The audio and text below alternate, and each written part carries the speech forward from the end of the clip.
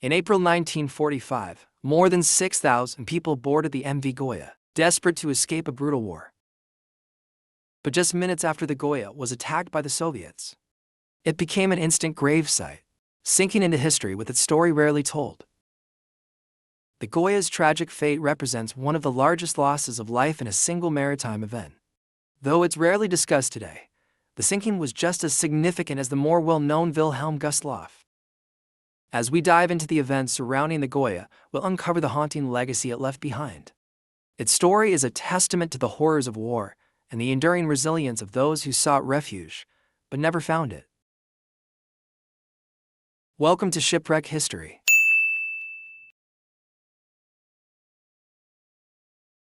As the Second World War neared its end in early 1945, Europe faced devastating turmoil, particularly on the Eastern Front.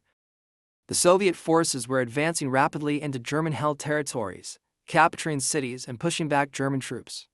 This created a wave of panic among German civilians in the East Prussian and Baltic regions, who feared Soviet occupation and its repercussions.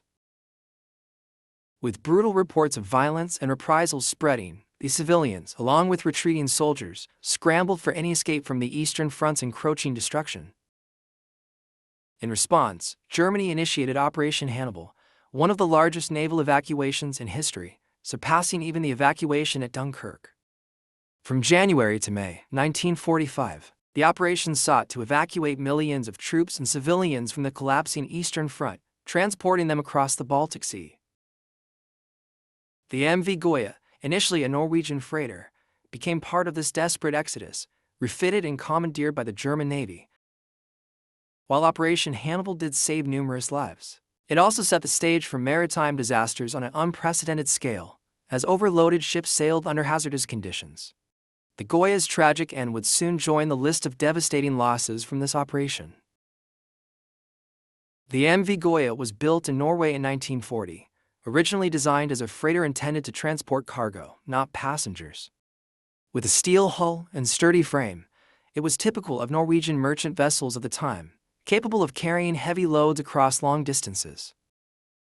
As a cargo vessel, it wasn't outfitted with the safety or comfort features necessary for transporting large numbers of people, a fact that would become tragically significant later in its life. After Norway's occupation by Germany, the Goya was quickly requisitioned by the German Navy. It was modified to support wartime logistics, including troop and supply transport across the Baltic Sea. In 1945, as Operation Hannibal began, the Goya was repurposed once again and sent into service for the largest mass evacuation in maritime history. Its adaptation from a freighter to a crowded escape vessel would ultimately seal its fate in one of the war's deadliest maritime disasters. As the MV Goya prepared to depart on April 16, 1945, chaos erupted as crowds of desperate civilians, wounded soldiers, and medical staff scrambled aboard, seeking escape from the advancing Soviet forces. Because the ship was designed for cargo, not passengers, the ship's structure was already ill-suited for such a mission. Despite this, the Goya was loaded far beyond its safe capacity. Some accounts suggest nearly 7,000 people were on board, well above what the vessel could reasonably handle. The decks, cabins, and every available space were packed, with little room to even sit, let alone move comfortably. The crowding created severe safety risks, as essential safety equipment like life jackets and lifeboats became nearly inaccessible. Accounts from survivors describe a tense atmosphere on board, with the constant threat of air and submarine attacks weighing heavily on the minds of everyone present. Many of the wounded were in critical condition, and medical staff struggled to provide even basic care in such cramped and chaotic conditions. The morale was low as rumors circulated about potential Soviet attacks along the route, and many passengers knew the Baltic Sea was being closely watched by Soviet forces. For all those aboard, every sound in the darkened ship echoed with a reminder of the dangers lurking outside, creating an environment heavy with fear and resignation. On the night of April 16, 1945, the MV Goya's final journey was brutally interrupted by an attack from the Soviet submarine L3, commanded by Captain Vladimir Konovalov. At approximately 11:50 p.m., the L3 spotted the overloaded ship off the coast of Poland and fired multiple torpedoes. The torpedoes struck with devastating precision, hitting the Goya in rapid succession. The blast tore through the hull, instantly disrupting the already fragile vessel and plunging it into chaos. The impact was catastrophic. Within moments of the torpedo's strike, the Goya began to list sharply, sinking within 7 minutes of the attack. The overcrowded decks turned to panic as passengers, many of them wounded or weakened, scrambled for any chance of survival. With the Baltic waters near freezing, the survivors who managed to escape the sinking ship faced another nearly impossible battle, enduring the icy conditions with limited access to lifeboats. The darkness, cold, and chaos left little room for organized escape, making the situation even more dire. In those few horrific minutes, an estimated 6,000 people lost their lives. Only about 183 individuals survived, a fraction of the souls who had been aboard. The speed of the Goya's sinking, combined with the impossible survival odds in the frigid waters, cemented the tragedy as a haunting and largely forgotten chapter of World War II. After the Goya's rapid descent into the Baltic, few rescue efforts could be mounted given the war conditions and remote location. Another German vessel carrying refugees responded to the Goya's distress and managed to save the small number of survivors floating in the icy waters. Survivors recounted the haunting silence that followed the initial screams for help, a silence filled with both loss and shock. One survivor later described the experience as a nightmare from which few escaped, highlighting the dire circumstances that contributed to the tragic loss of life.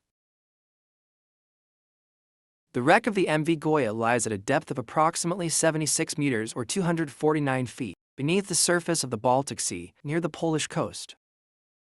Discovered by Polish divers and confirmed by an international expedition in 2003, the wreck was found to be remarkably well preserved. In recognition of the heavy loss of life, the Polish Maritime Office declared the site a protected grave shortly after its discovery. The site serves as a solemn underwater memorial, where wreaths have been laid on the surface in remembrance of those who perished in one of the deadliest maritime disasters in history. Today, the Goya remains largely absent from public memory, often overshadowed by similar war tragedies. Nonetheless, in historical records and among those with personal connections to the event, the Goya tragedy is a reminder of the desperation and high stakes of Operation Hannibal.